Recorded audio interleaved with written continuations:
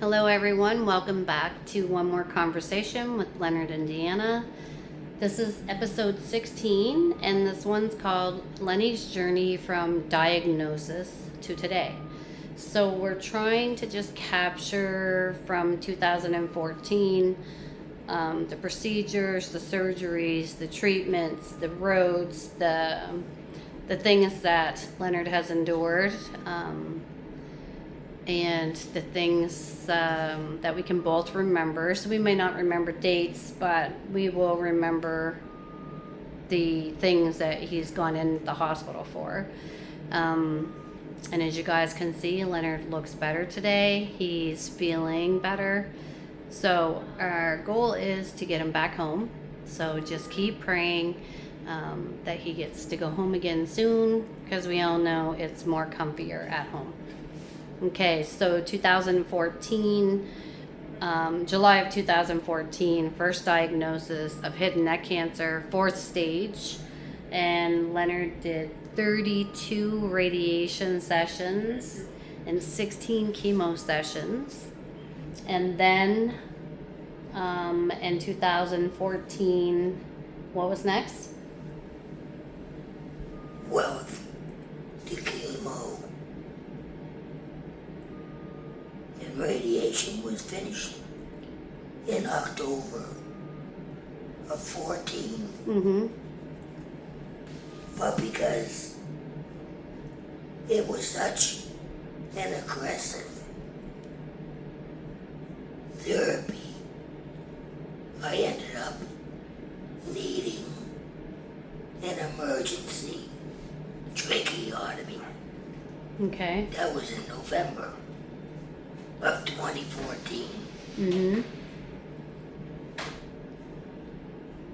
In June 2015, I had to have a total laryngectomy and a pectoral flap surgery. Okay.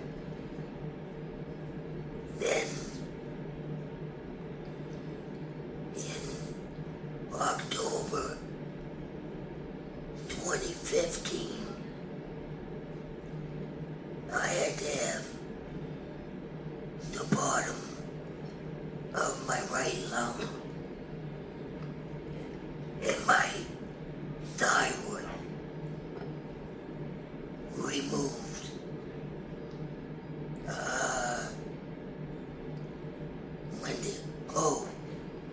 That was October 2015. Okay.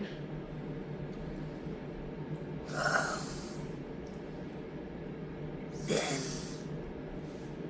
for 2 months, on Long Island, New York.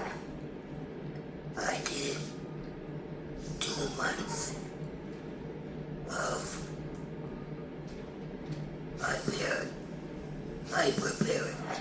Hyperbaric, oxygen chambers.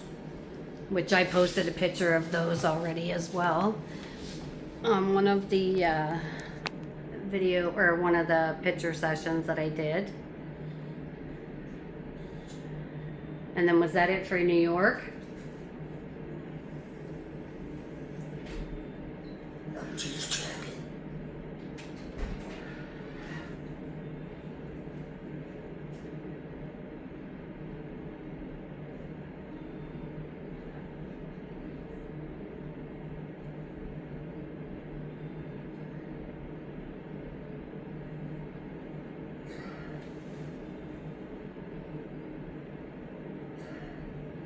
Yeah, that was it for New York.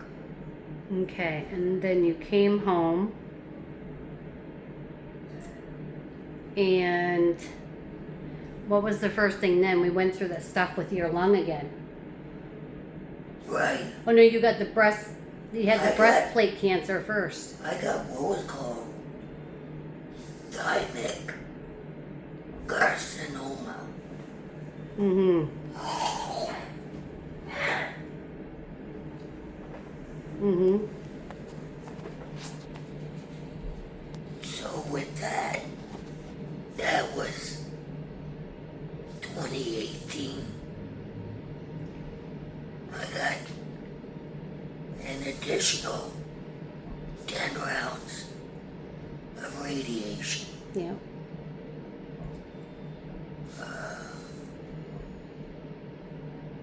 And then was it?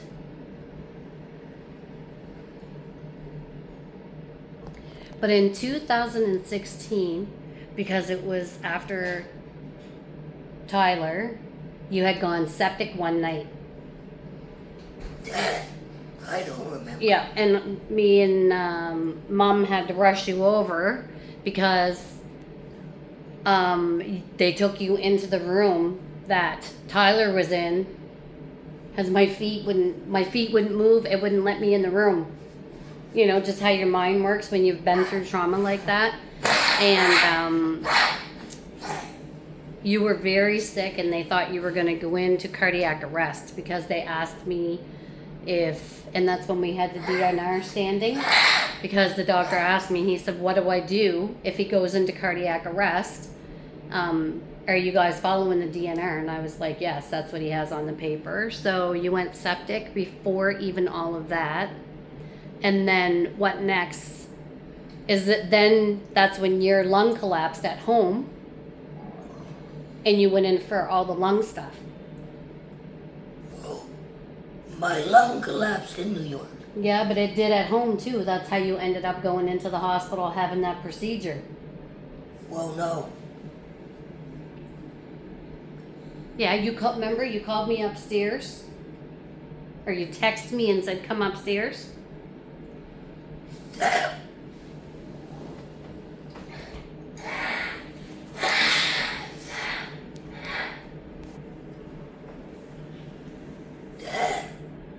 was because I developed pleural effusion, which was a buildup of fluid Mm-hmm. around my lung. Yeah. That's what that was. Because you text me, okay, I thought your lung, you text me, remember you said, can you come upstairs for a minute? And you were all keeled over. So And then I had to rush over. I was rushed in for a thoracic duct ligation. Mm-hmm. And that's after all of that in the hospital and staying, because that's when Mason moved home. Right, And they gave you 2 weeks to live. 2 weeks. So then I went on compassionate care. That's when palliative care all came in, and you were basically at home in vegetative state because you were just on pain meds to keep you comfy. Well, I was actually going through the dying process. Mm-hmm. Oh yes, you definitely were, for sure. Yeah, and then you were on 24-hour oxygen. You were being needled nonstop. No talking, no eating, just the belly tube. And then you miraculously came back from that. Shocked us all. No sooner I came back from that than I had my appendix Yep. burst in me. So I went for an emergency Appendectomy. appendicitis. Yep. Then in 2021, my gallbladder Mm-hmm. decided it wanted to leave and go on its own. So that was removed. Mm-hmm. Then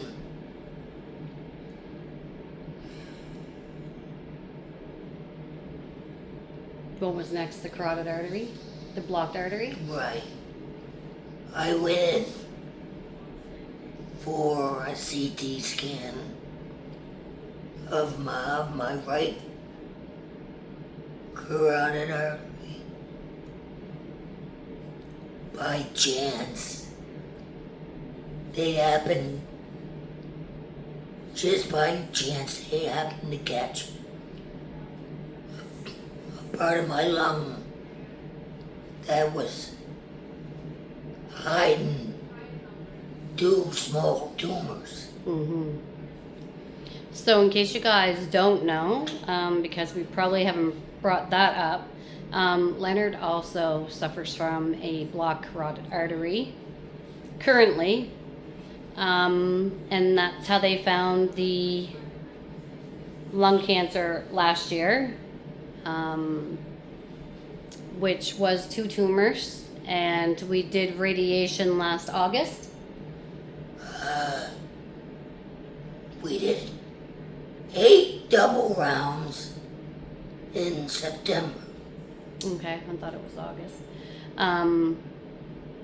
And the radiation did not work. There are 2 more tumors now.